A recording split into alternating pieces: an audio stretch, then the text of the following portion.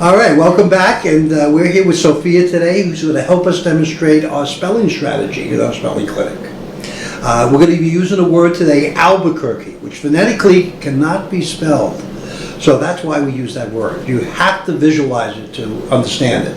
Now, when we learn a word, we always want to understand the definition, the meaning of that word. That enhances your memory of the spelling of that word.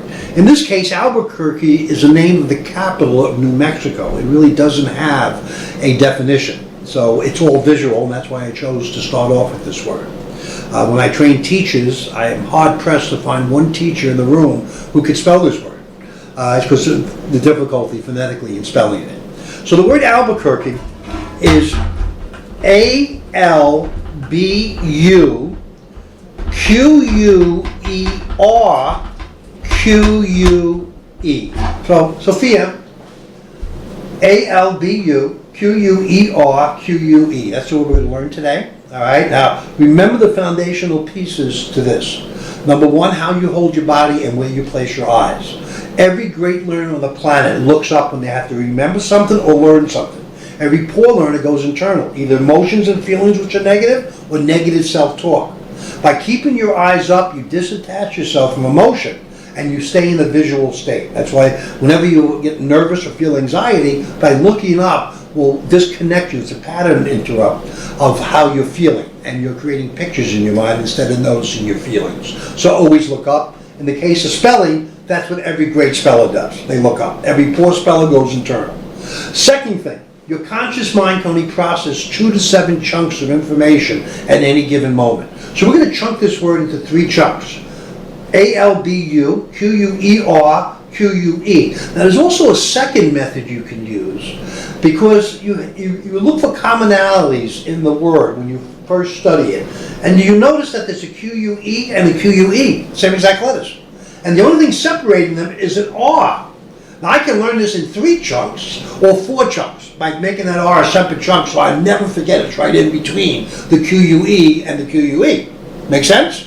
So let's take it from the top. First 4 letters are A-L-B-U. Please look up, and in your mind's eye, write with your finger A-L-B-U. And how do you spell that? A-L-B-U. Backwards? B-U. Up. What is it backwards?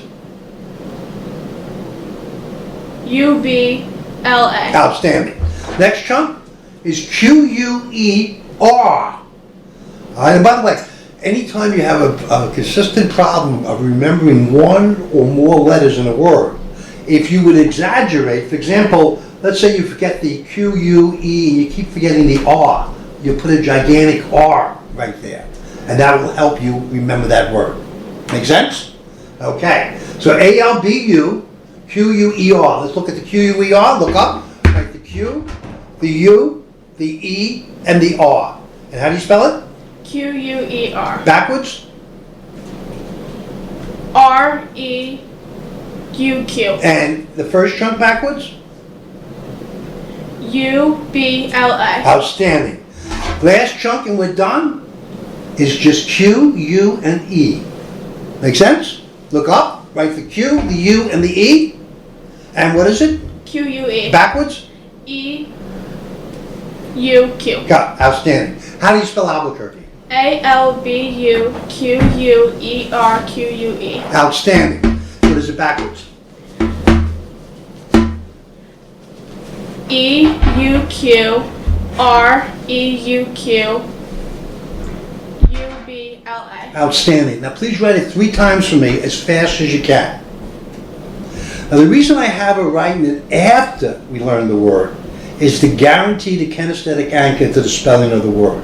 Once you know it frontwards and backwards, by writing it 3 times, it will give you an anchor as you're writing that if you ever misspell it, it's almost like the pen will jump out of your hand because of the anchor to the visual and the writing. All right, was that difficult? No. That was pretty easy. Now, here's the thing. If you start practicing this with every word you have to learn, and learn it frontwards and backwards like this, in a very short period of time, you become unconsciously competent at it. And you'll be able to bang out 10 words in 10 minutes. It'll take you less than a minute to learn a word frontwards and backwards. You become better and better at the technique the more you practice it. And by making this the way you learn your spelling words, every time you need to learn a word will guarantee you are unconsciously competent at the technique. So remember the three things: how you hold your body, where you place your eyes. Second thing, how you chunk the information. Third thing, doing it backwards. Now there's a fourth thing you can do. It's called brain aerobics. By repeating it in your mind as fast as you can, creates an electrical connection in your brain to make that one chunk of information. So it's A-L-B-U-Q-U-E-R-Q-U-E, or E-U-Q-R-E-U-Q-U-B-L-A. So let's try a speed one real quick before we close out. Spell Albuquerque as fast as you can. A-L-B-U-Q-U-E-R-Q-U-E. Outstanding. Backwards?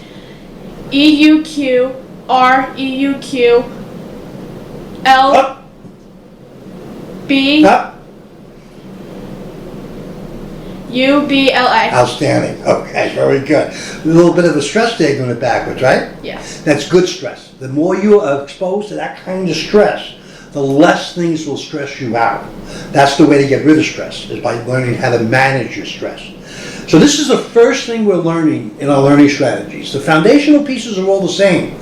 Your mind knows no difference between a letter, a word, a phrase, a meaning.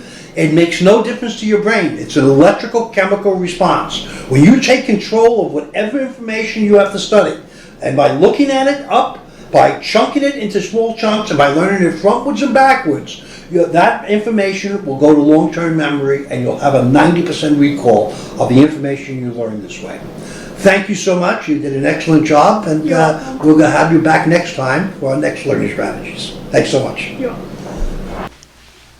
If you have any questions on today's show, or any questions at all, you can leave them in the comments section of our YouTube channel. I read them every day, and we'll get back to you on each and every one requiring an answer. Please also subscribe to our Spotify and Apple podcast. Thank you for listening.